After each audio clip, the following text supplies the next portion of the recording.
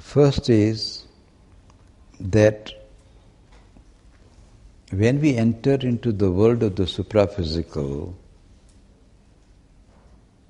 there are many levels of the supraphysical which we cover from stage to stage.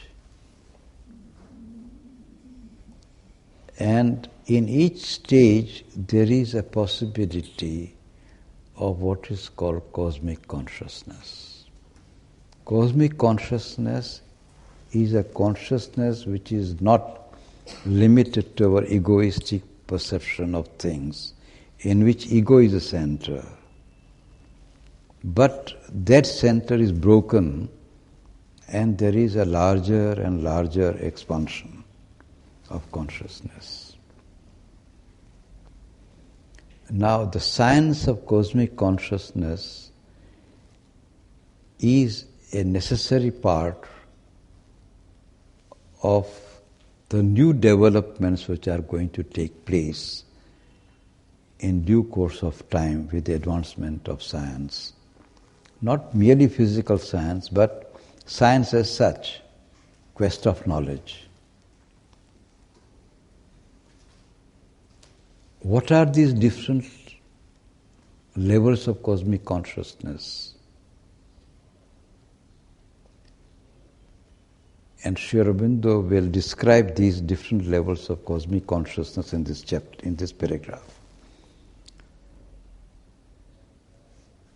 And this is one reason why this particular paragraph is so important. And secondly, our modern psychology, about 100 years ago, a book did come out with the title Cosmic Consciousness. So it had made at that time a very great powerful impression in the fields of psychology and even philosophy. It was a book which described experiences of cosmic consciousness. And psychologists had to take cognizance of it. And as Sri Aurobindo says, that slowly this idea of cosmic consciousness is coming to be recognized in modern psychology, even though it is still classified as a hallucination. It is not regarded as something that is valid or that can be verifiable. Although in Eastern consciousness, cosmic consciousness has been recognized as a psychological fact. It's the truth of yoga, entry into cosmic consciousness has been admitted.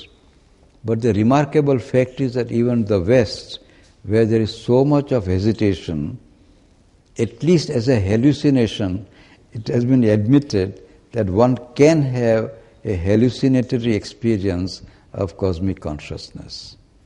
And in this chapter, in this paragraph, Sri Aurobindo describes now the various levels of cosmic consciousness.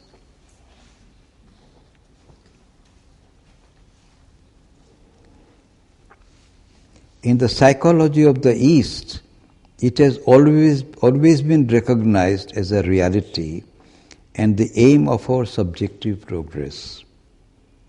The essence of the passage over to this goal is the exceeding of the limits imposed upon us by the ego sense, and at least a partaking, at most an identification with the self-knowledge that broods secret in all life and in all that seems to us inanimate. Now in this we have the description of the cosmic consciousness. Entering into that consciousness, we may continue to dwell like it upon universal existence. Then we become aware, for all our terms of consciousness and even our sensational experience begin to change.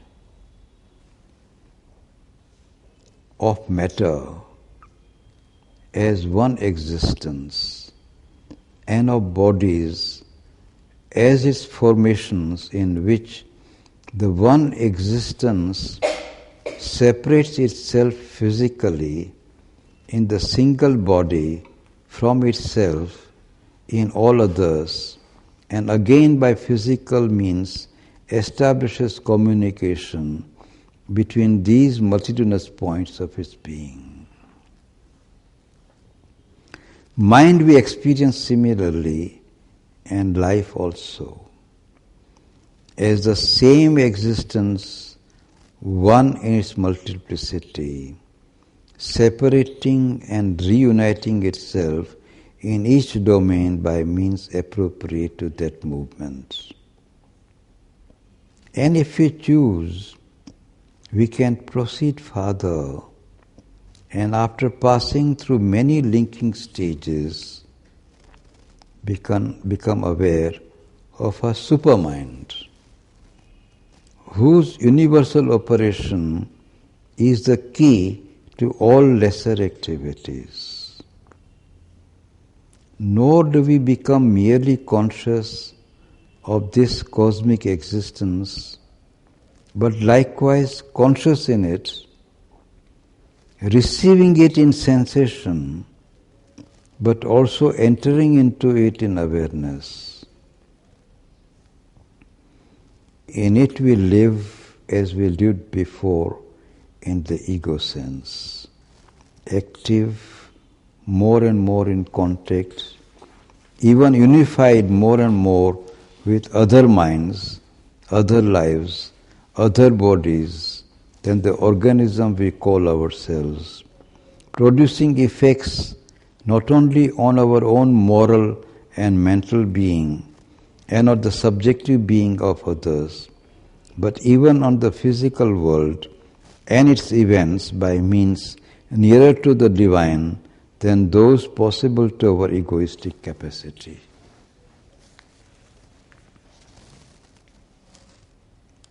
There is a full chapter in the Synthesis of Yoga on cosmic consciousness.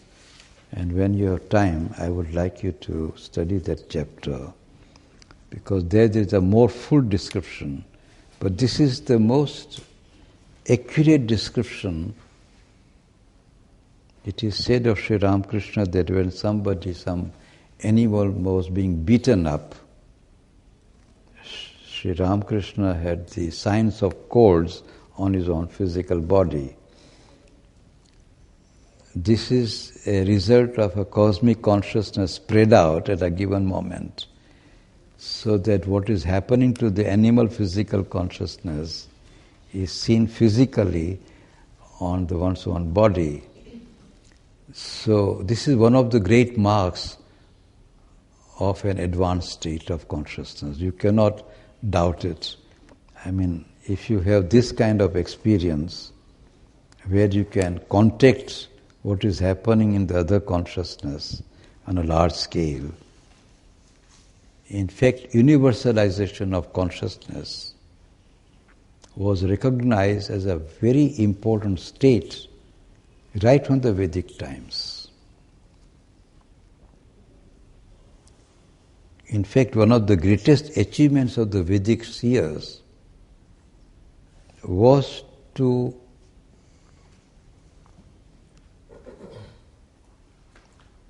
make the physical consciousness universalized.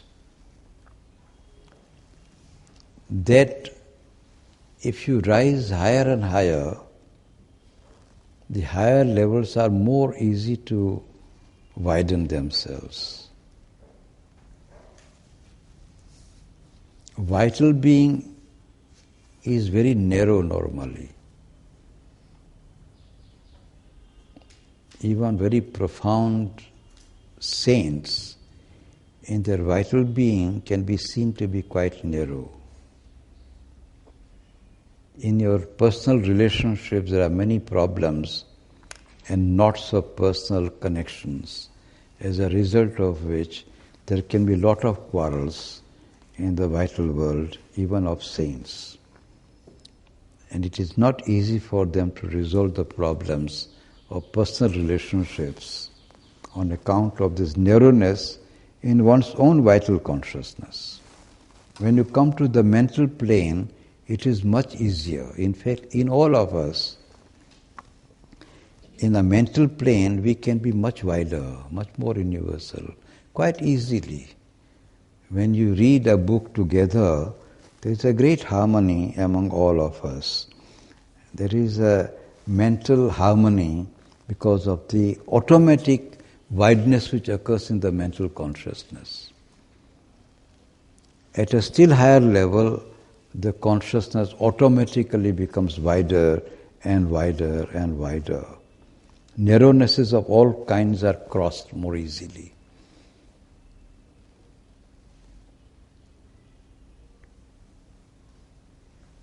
But to bring down this wideness on lower and lower planes of consciousness is a very difficult task.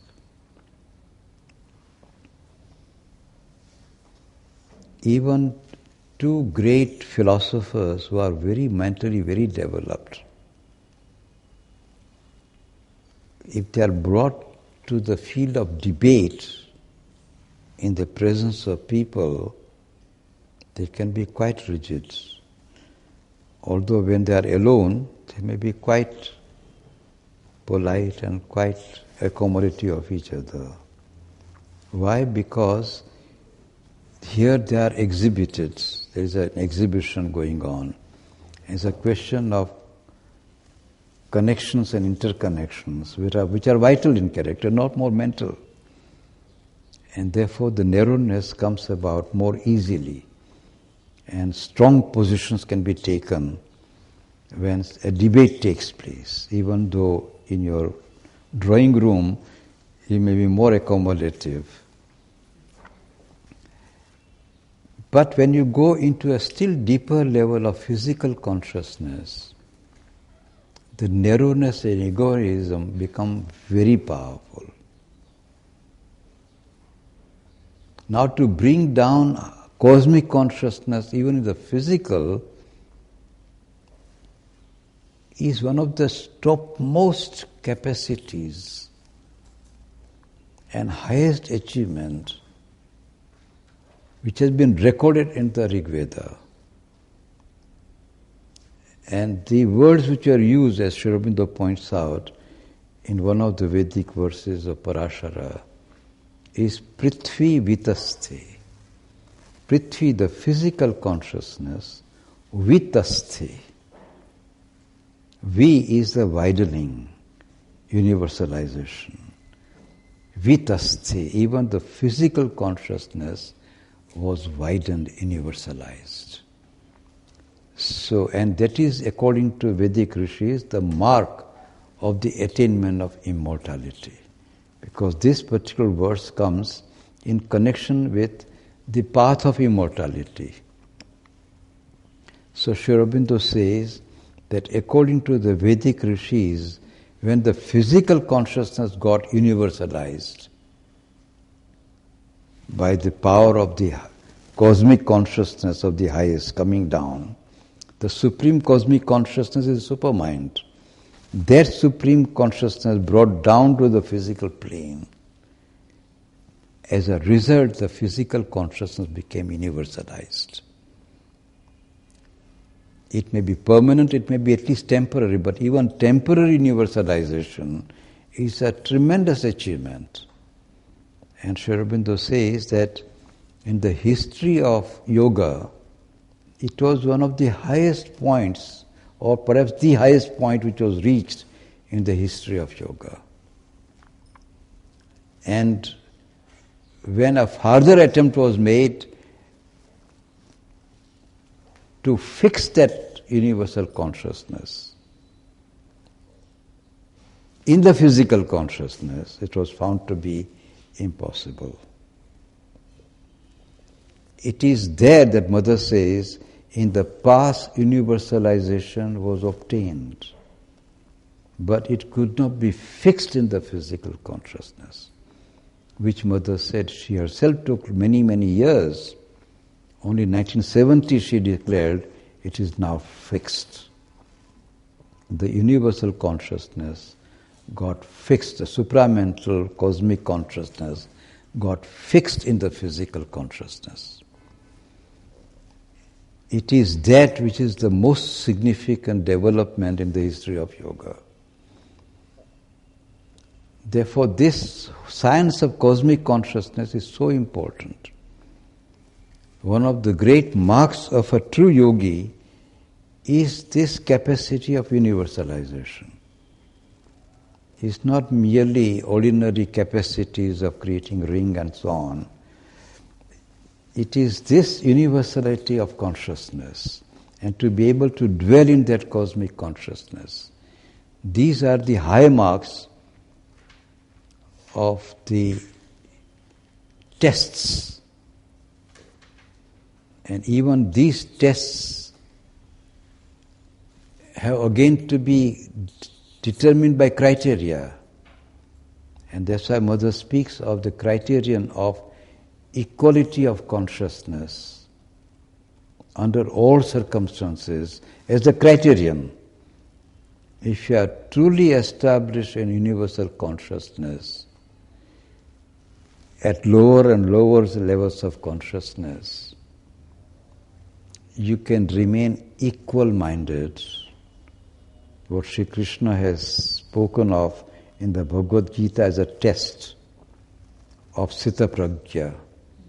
Because that was the question, how to test the Sthita Prajna. That was the question of criterion. And Arjuna had asked the question, is there any method by which you can judge from the speech of the Sthita Prajna, from the way in which he walks? Can these be the marks of a Sthita Prajna? Sri Krishna does not answer that question directly to indicate that by speech and by walking you cannot determine whether somebody is a saint or not, or is living in cosmic consciousness or not. But he says the mark of it is that he has no desire. That is one test. If you put any desire before him, that will be a testing. You can test. As Vivekananda tried to test Sri Ramakrishna by putting a coin in his cloth. And it is said that when Sri Ramakrishna came to touch that cloth, and immediately threw it away and said, "What is this?" I mean, his physical, there was no temptation at all of any kind, that mastery of desire. That is how Vivekananda tested his own master. So, yogic science is so greatly developed, only we have not visited it properly. So many tests, but most important test, Mother says, is of equality. In what circumstances you can remain equal-minded? It is sometimes the circumstances are so troublesome, so trying. That is why one of the marks of Janaka was that he was seated in the conference of saints and debaters, and he was told his palace is burnt away, and there was no effect on him at all. And he continued as before, as if nothing had happened. This was the mark of the Sthita Prajna condition of Janaka. So, when the condition of consciousness remains so unmoved, equal-minded, is not tempted, that is the test. It is the larger this cosmic consciousness, the larger is your capacity, but even more than that, if you can establish even beyond the cosmic consciousness. And it is to that which you are now turning, to the consideration of the transcendental consciousness. As you can see, in the first 4 chapters, Sri Aurobindo first of all explains how the human aspiration is for the highest and the best. You can define this highest and best in whatever way you like. Sri Aurobindo has given 4 terms: God, light, freedom, immortality. If you don't like those terms, don't use those terms. It doesn't matter. If you say, oh, man wants to be omniscient and omnipotent, use those terms if you like.